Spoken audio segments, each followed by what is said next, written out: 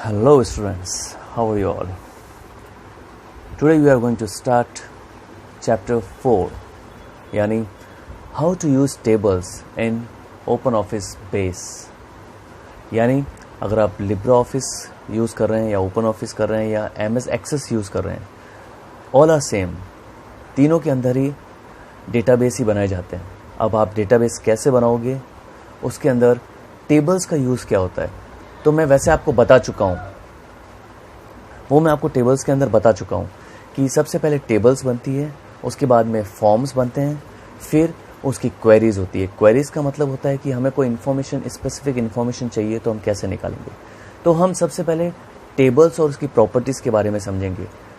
अब मैं आपको एक ओवरव्यू दे देता हूँ। बुक के अंदर बहुत सारे टेबल प्रॉपर्टीज़ दे रखी है, तो आपको ये मेनली समझना है कि अगर हम एड्रेस लिख रहे हैं जिसमें यूज़र एड्रेस लिखेगा तो उसमें टेक्स्ट और नंबर्स दोनों आएंगे, तब हम वहाँ से हम टेक्स्ट और नंबर्स लेंगे फील्ड प्रॉपर्टीज़ में, फील्ड टाइप के अंदर से।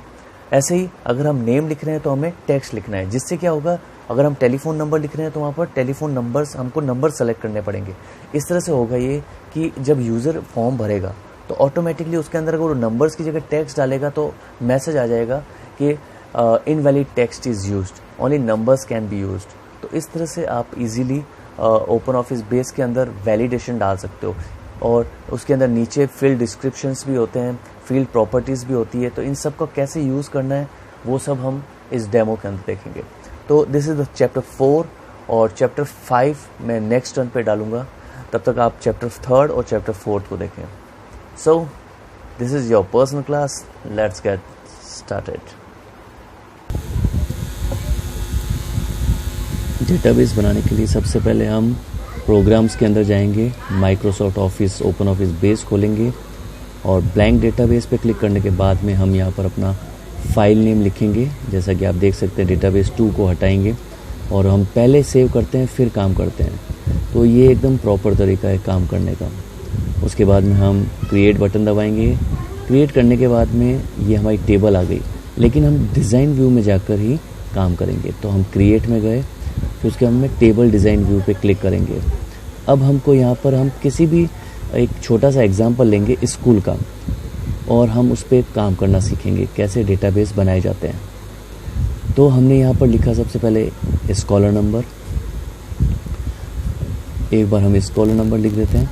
उसके बाद में हम नीचे लिखेंगे स्टूडेंट्स नेम, और स्टूडेंट्स नेम लिखने के बाद में हम लिखेंगे आगे डेट ऑफ बर्थ, जिसको हम शॉर्ट वर्ड एज लिख देते हैं पहले।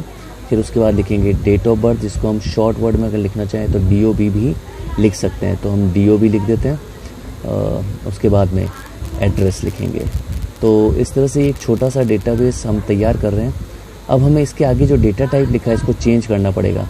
तो स्कॉलर नंबर में नंबर आएंगे, तो आप सेलेक्ट करें लिस्ट में से नंबर। स्टूडेंट्स नेम टेक्स्ट ही रहेगा, एज नंबर हो जाएगा, एज में आपको नंबर सेलेक्ट करना पड़ेगा। डेट ऑफ बर्थ में डेट एंड टाइम सेलेक्ट करें, और एड्रेस के अंदर टेक्स्ट ही रहेगा। अब ऐसे ही नीचे भी बहुत सारे ऑप्शंस होते हैं इनको यूज़ करने वाले, जैसे आप देख सकते हैं नीचे जनरल में, लेकिन अभी हम इन पे काम नहीं करेंगे, बेसिक्स पे वर्क करेंगे। अब आपने ये कर दिया, टेबल को बंद करें, लेकिन उसको बंद करने से पहले इसको प्राइमरी की बनाना पड़ता है किसी भी एक फील्ड को। तो हम स्कॉलर नंबर को यूनिक मानेंगे, और उसको हर बच्चे का अलग होता है, इसलिए राइट क्लिक करके प्राइमरी की क्लिक कर देंगे। अब पूरी टेबल के अंदर स्कॉलर नंबर कोई भी रिपीट नहीं होगा, ये फ़ायदा है प्राइमरी की का। एक बार आपने असाइन कर दिया तो इसी को हर बार यूनिक नंबर ही देना पड़ेगा।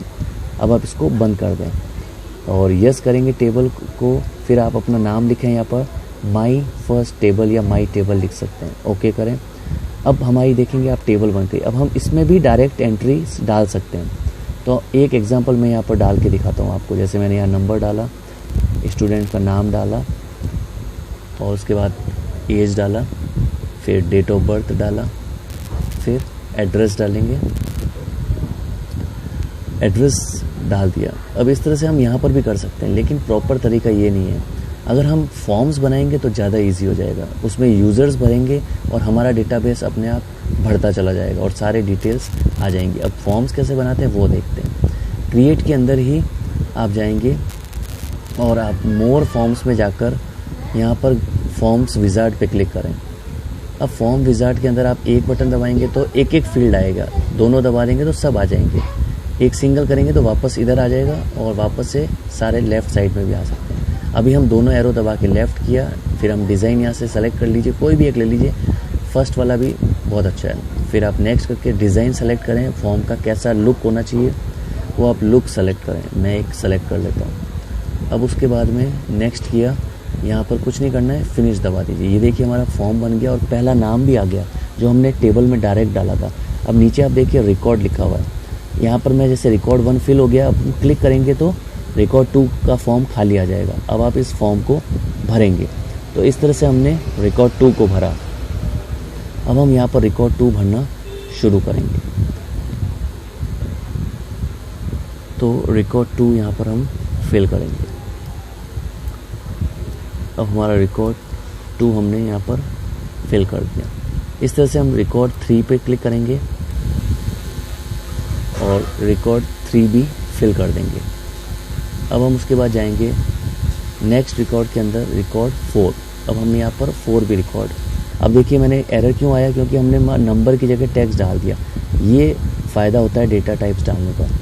अब उसके बाद में हमने यहाँ पर सारे हमने एंट्रीज़ फिल करेंगे। इस तरह से यूज़र इंटरनेट पर फॉर्म्स भरते हैं और डेटाबेस हमारे यहाँ पर बढ़ता जाता है।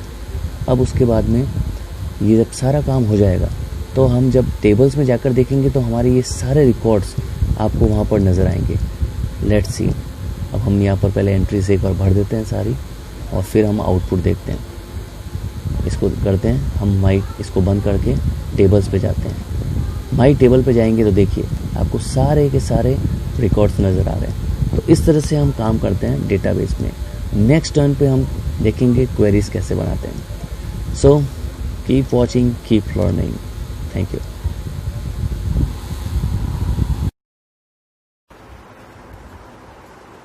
तो अब आप समझ गए होंगे कि कैसे हमने टेबल्स का यूज़ किया और टेबल्स को कैसे हमने डिज़ाइन व्यू में जाकर बनाया। हमें बस टेबल्स बनाने हैं और उसके बाद में उसका फॉर्म्स बनाना है और फिर हमें क्वेरीज बनाना है। और रिपोर्ट्स अगर हमें प्रिंट आउट निकालना होता है तब हम रिपोर्ट्स का यूज़ लेते हैं। So we will meet in the next part of the 5th chapter and will see how queries is made. So we will meet in the chapter 5 about more understanding of queries. Till then, goodbye.